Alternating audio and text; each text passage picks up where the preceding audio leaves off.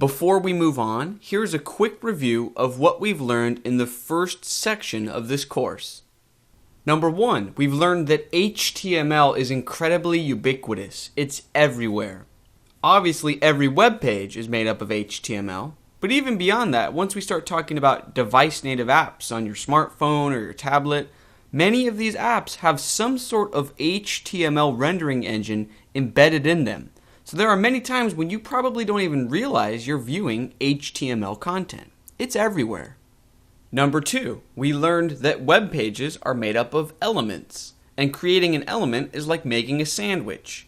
The first piece of bread is the start tag, then you include the peanut butter and jelly or the meat, the content, and then you include a second piece of bread, the closing tag.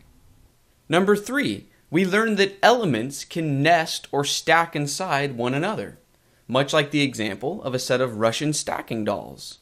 So to create a bulleted list in HTML, we take multiple list item, LI elements, and we nest them inside an unordered list element. Number 4, we learned about document structure. So we learned that all of our web pages have the root element of HTML, and then inside that element we have the head section and the body section. And the body section is where we include content, while the head section is where we include information about the page. Finally, number 5, we learned about HTML attributes. We learned that we can assign attributes to certain HTML elements to make them come alive. In particular, we learned how to use the href attribute on the link element to make our link fully functional. And we discussed that in future lessons we'll learn how to use different attributes on other elements.